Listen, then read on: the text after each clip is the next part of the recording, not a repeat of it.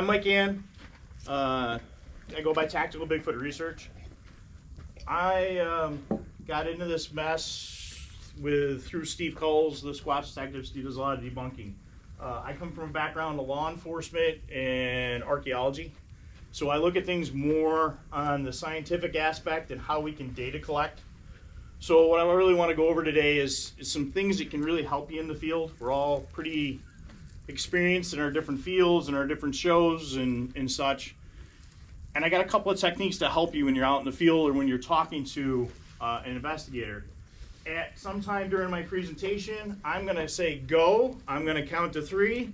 You're going to pull your cell phone from your pocket, turn it on, and take a photo of me. When I say stop, you have to stop. You tell him, Mike. We're going to show you how much, and I have to walk. It's what I do. I got to move. Photo or video? But when we say, hey, why are we always getting blurry photos? Or how many times do we see something and our brain processes and we don't have that time to get that camera up and going? How many times do you guys practice, like for the gun guys in the group, pulling from your holster and getting online? And it's that constant muscle memory. I mean, for the professionals here, I'm sure they're really on their cameras, but knowing where that switch is to turn that power on. But a couple years back, I have a podcast, Where's My Sage? And we do a little paranormal, we do a little things on life. I was trying to figure out how to film my co-host, who's a psychic medium.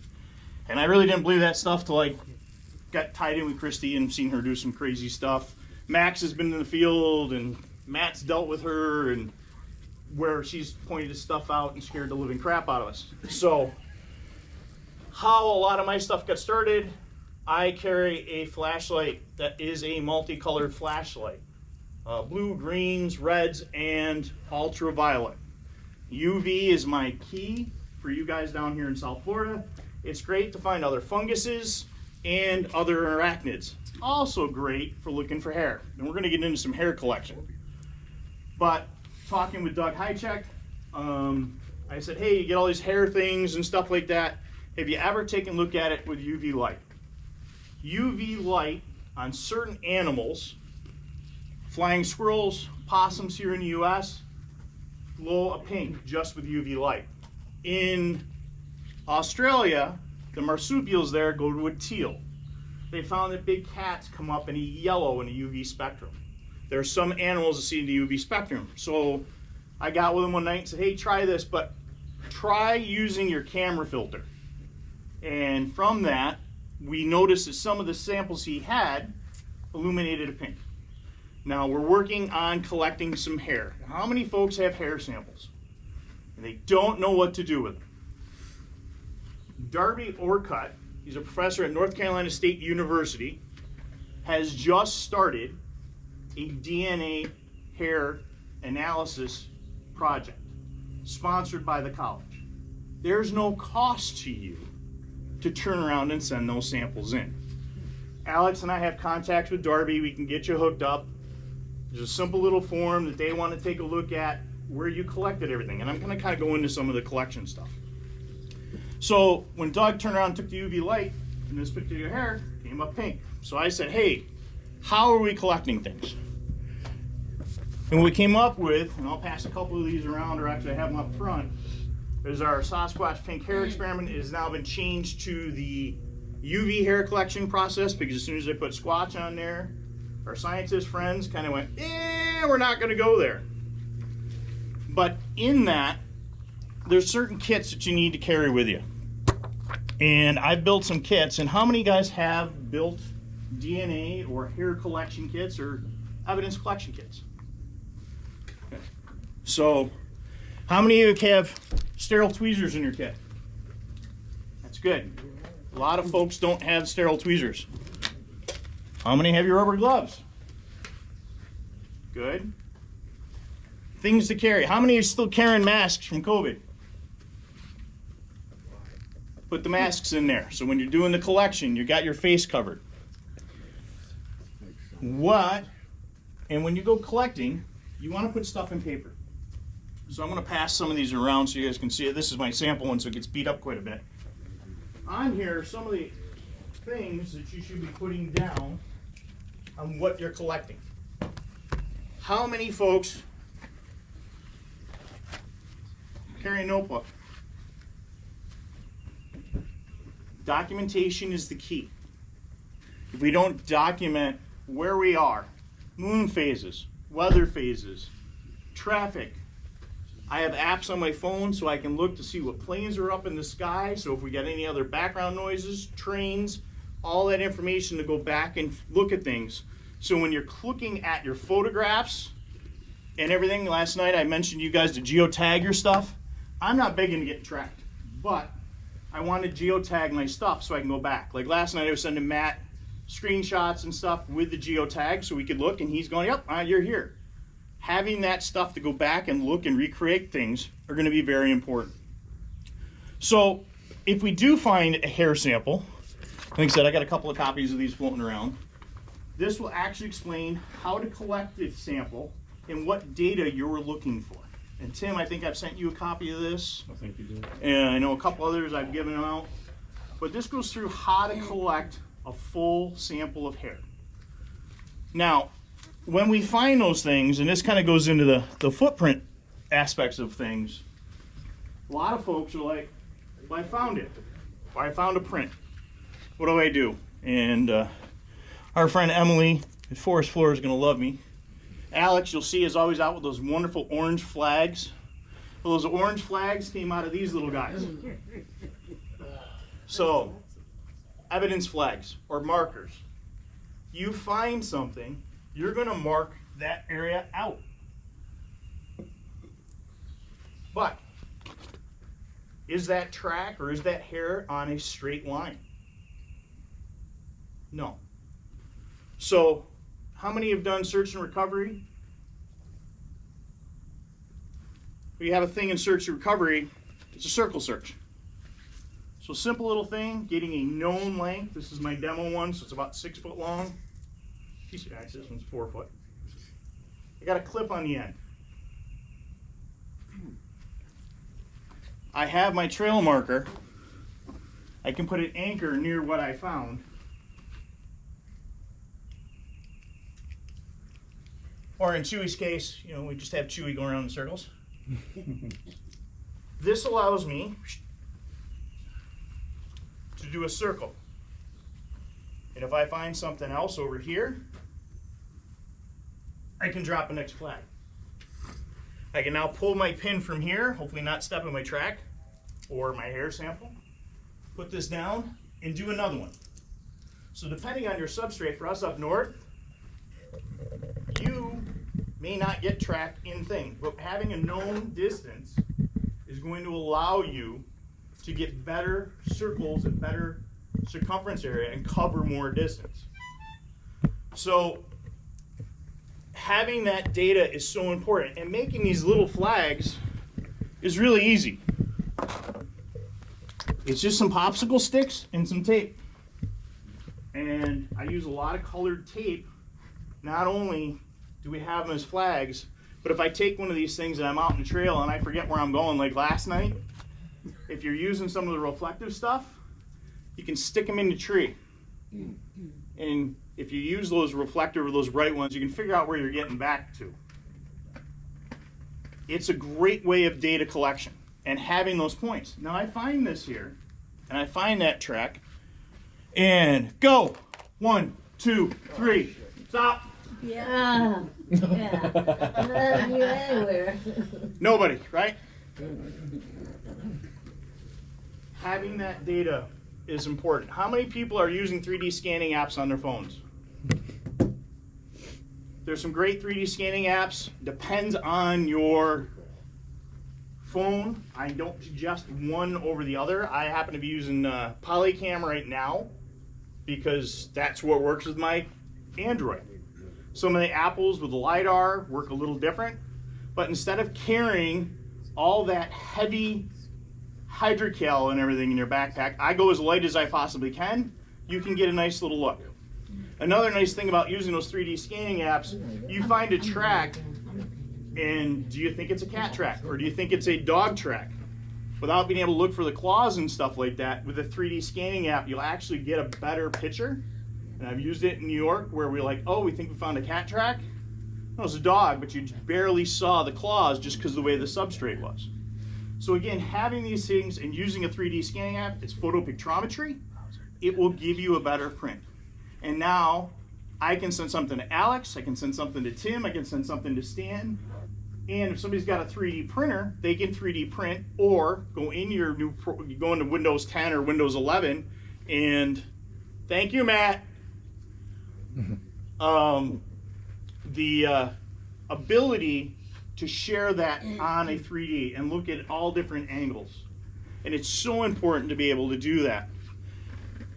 So again, now we found this, we've taken our hair sample, we've put it into an envelope, and I carry coin envelopes, and then I carry those regular ones, and if anybody needs any envelopes, I have some envelopes with me, and I also have more of it there. I'm sorry to interrupt, but while you're on that, finding the right paper that won't contaminate the evidence, how do you find envelopes like that? Acid-free, the best that you can do. I mean, we're gonna go with the best stuff we have, and even talking to Darby, they'll take hair samples, whatever. If you've had something, they've got a electron microscope that they can actually look at a lot of these hair samples underneath the electron microscope right down to the microscopic level.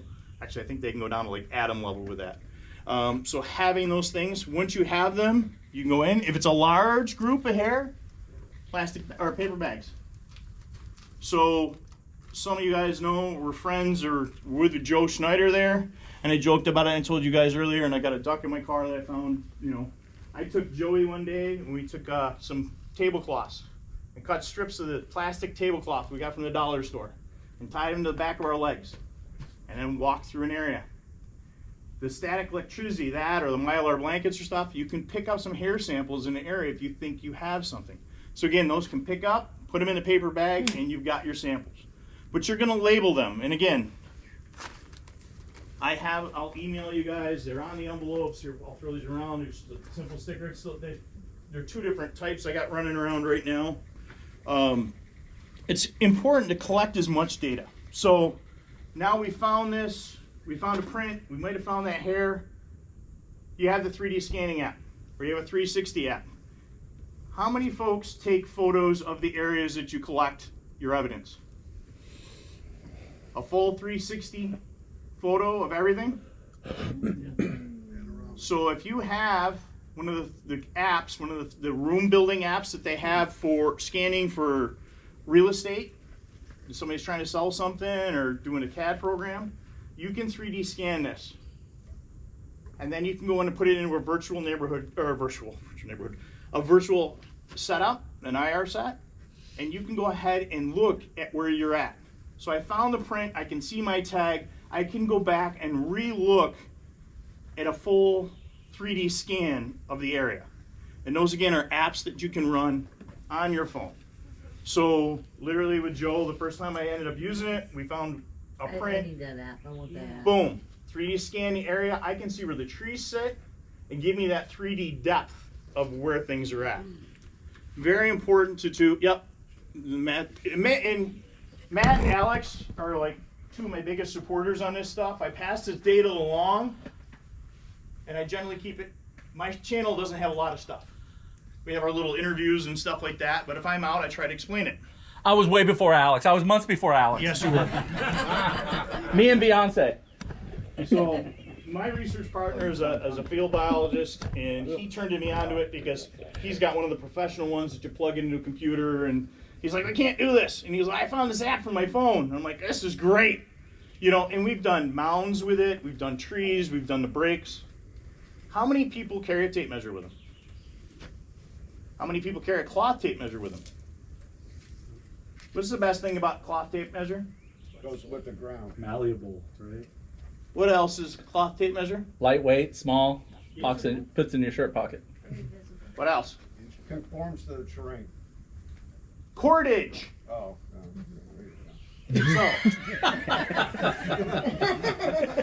So when I build these units, and I kind of go back and forth on things. So this one's got a ring on it. So I don't have the hook on this one, which is kind of nice, but I have the ring on it. It's weighted. So if I need to get it up high, and I put these rings on the tape measures, so I can throw them up in the tree, and now I have my full length and I know what I've got for height. So for, I don't know, $3 on Amazon, you get one of these 120-inch setups, put a ring or a hook on it, you can throw it up in the tree, and now I've got my height thing. So there's no more the, well, I think it's here, I think it's there. You can get that. And again, with the hooks, you can get them for next to nothing in like a 2-pack.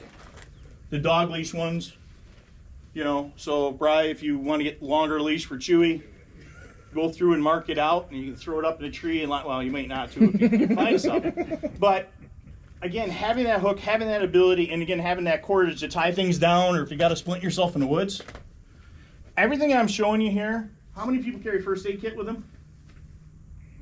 How many have tweezers inside the first aid kit? Put a couple envelopes in there. You generally have your rubber gloves. You may not have a mask, but at least you can maybe pull your shirt up or something like that in a pinch. Nobody thinks about what's in my first aid kit. In your first aid kits, a lot of them, what do they have? The tongue depressor and white tape.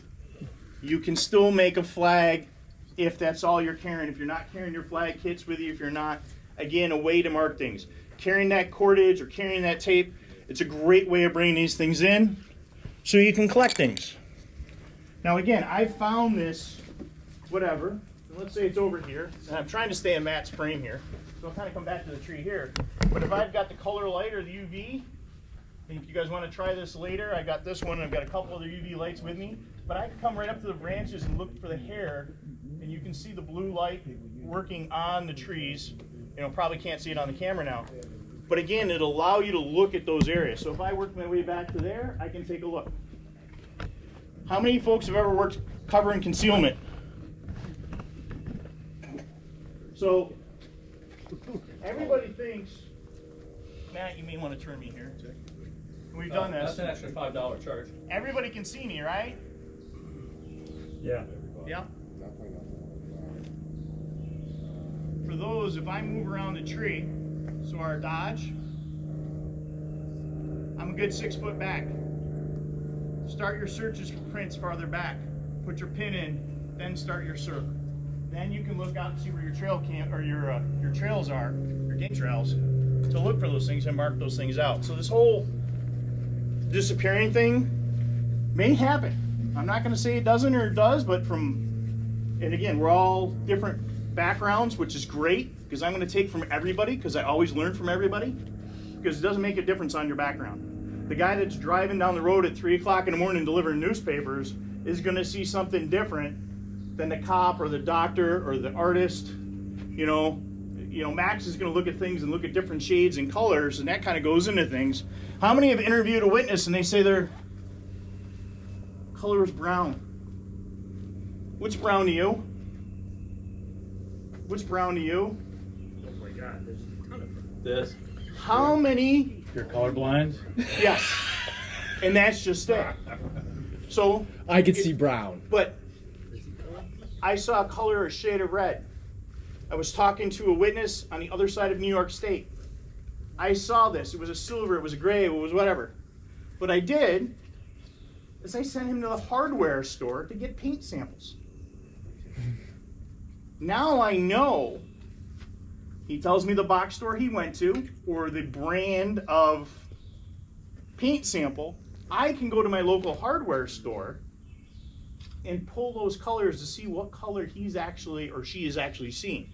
Really? Now, our wonderful friend Matthew here spun me along even farther and got me into the old Pantones. So now we have all these standardized colors. Don't change name every year. And they do. But if you can find these colors and these schemes, again, it's something I can share. I can share it with Eric on the other side of New York, New Hampshire, the guys in Florida, the gang on the West Coast. It's something we can do, but it's a better way of saying it's brown, it's red, or whatever. Now, we found that color, and now you pull out your tree guide or your flower guide. Now it's brown, it's red. No, that's the one I want. This is my trees in New York because I'm more up in New York, but I can look at my different trees. But now I can take my color scheme And I can come back here and he said, oh, it was silver, it was brown, it was different. How close are those colors? Yeah, right. What's the trees in the area? Again, more stuff that we can document, more stuff we can put in. So we've done the 3D scan. We know the trees that are in the area. We know the temperature. We know the color scheme. We know the air. Is there fog? Is there mist? It's all the data that we can collect to put in that thing. So when I put this experiment together, it's all in there. So you can build, and I can send this to you, how to go ahead and keep your own data. And if you save these as PDFs, you can build your own notebook that way on a PDF format. So you have your hard copy, and you can have your computer copy done by PDF. And then you can go search by those keywords.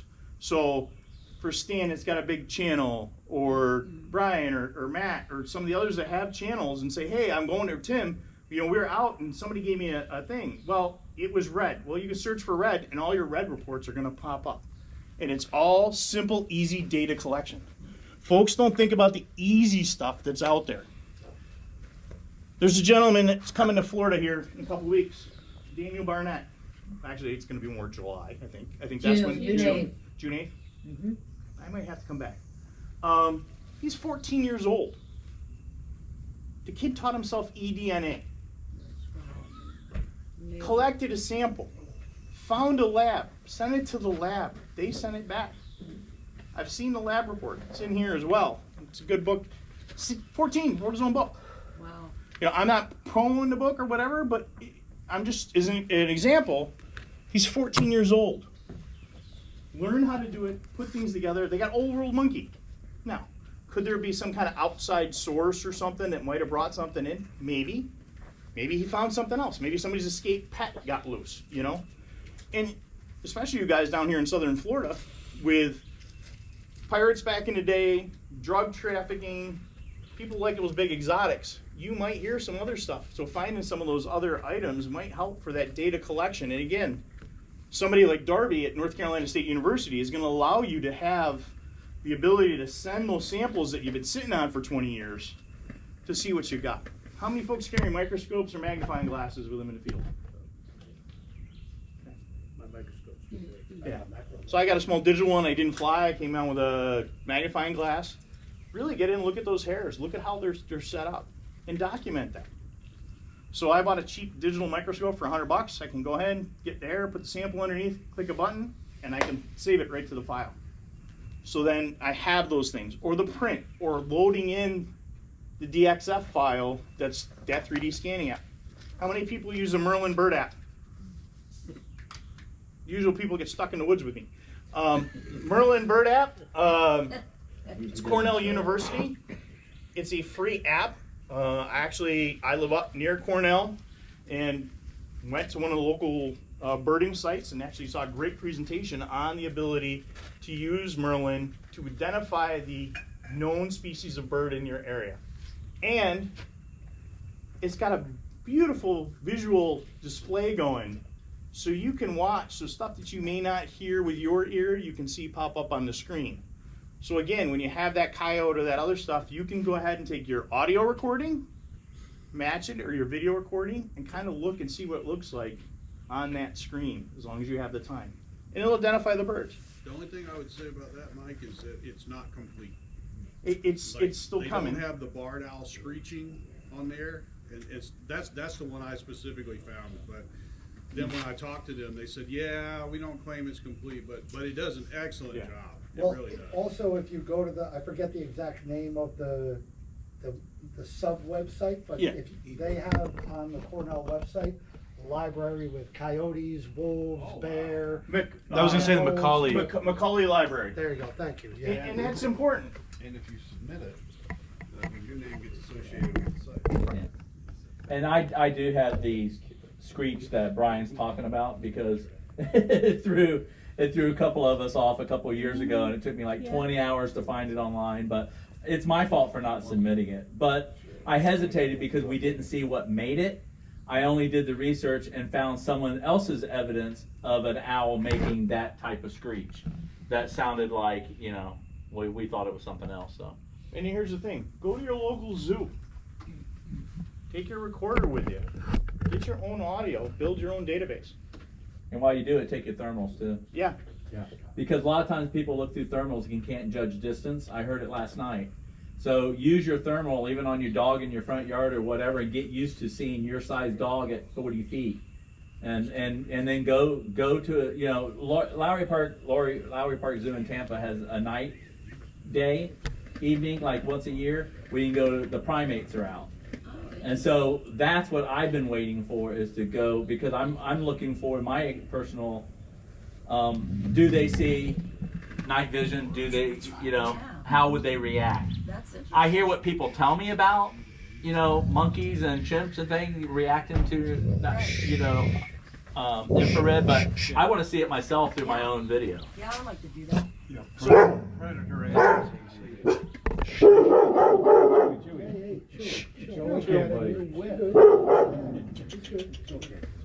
So just some little things to think about. Just making some of those quick little cheap setups. I mean, I pretty much can grab my first aid kit or go into one of the box stores, get everything I need for under 20 bucks. I mean, and I got it.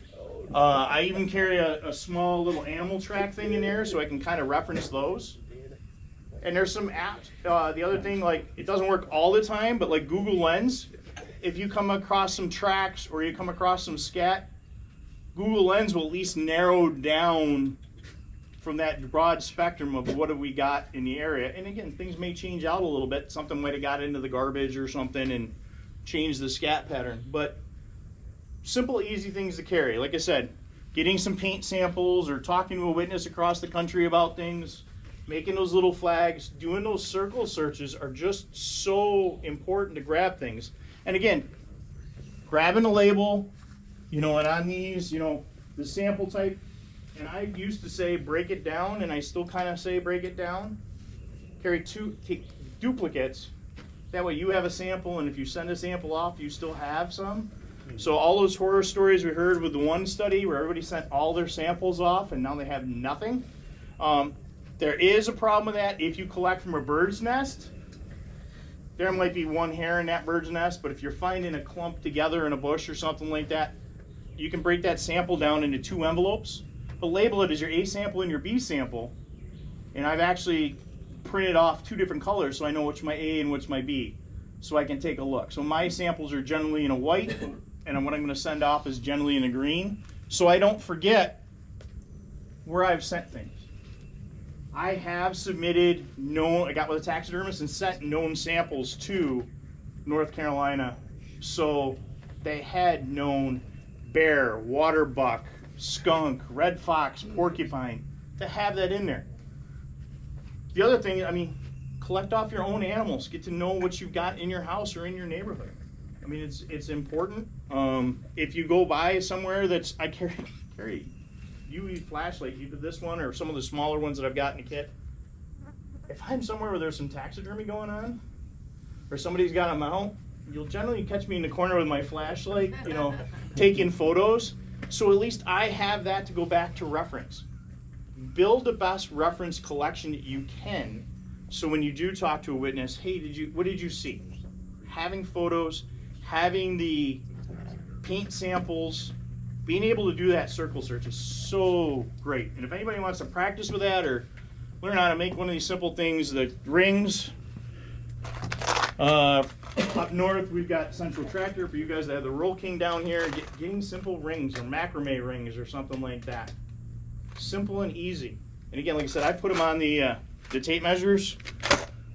If you've got it, if you're a team leader and you've got your own group, you can buy the cheap little ones. These are nice and small as well.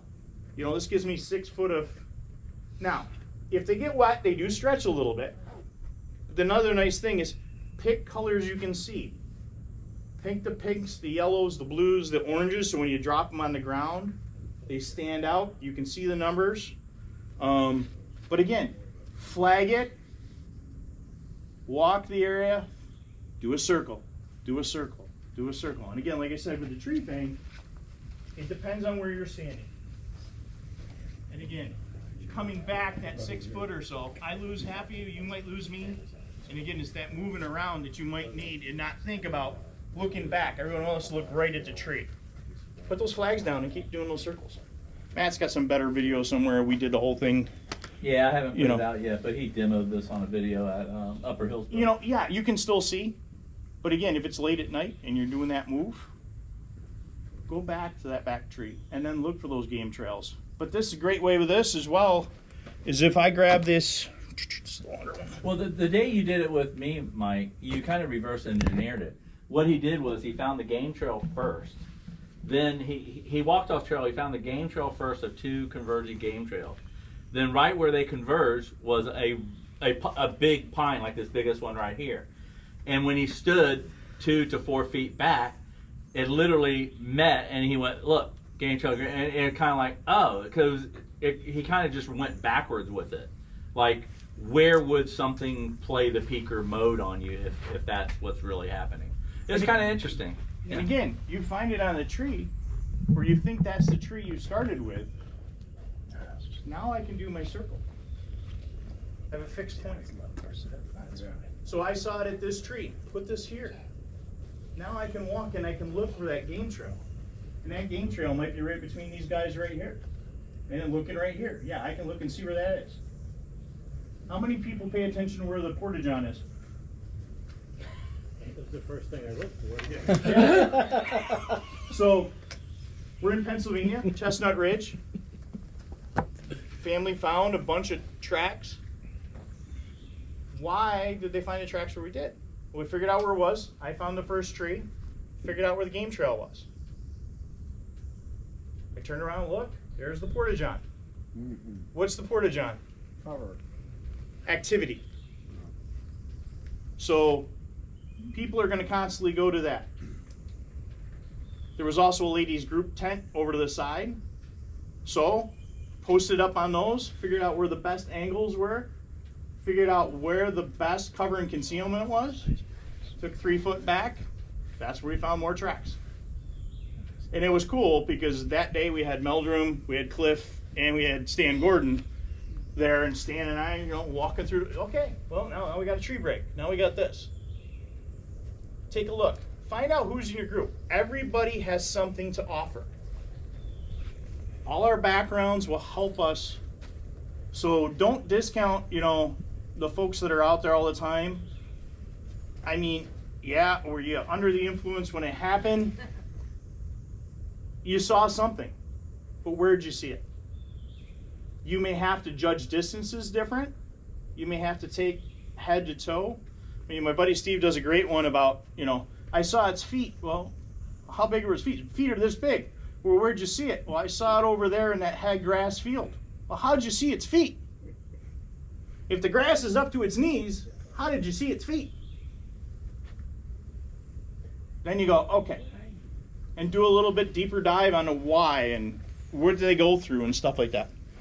And it's these little things. Grab these great books that are out there.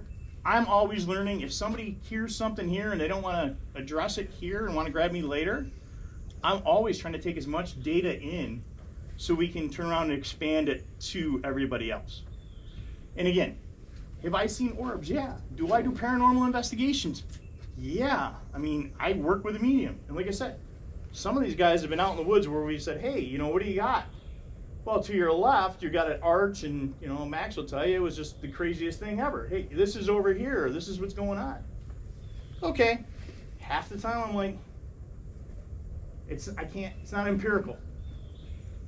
The other thing with thermals, practice with your thermal, like Matt said, going for your animals. Know your rangefinder and never count on your time and date stamp.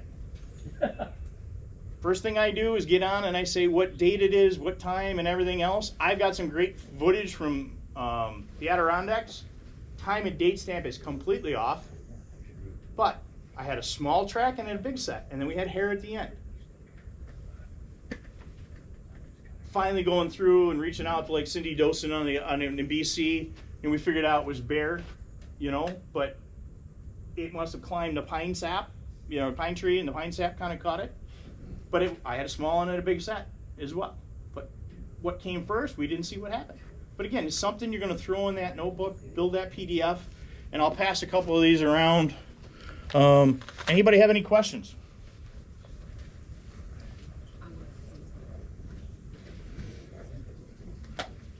Mike's group had a little fun time. Yeah, if anybody wants to hear about it, yeah, that'd be cool. y'all want to hear? And I'm sorry if I sound like I preach. It's what I do every day. I scream and yell at people. So Good job, Hey. Mike. Thank you. Thank you. Thank you. Thank you. That's a good video. and like I said, if anybody needs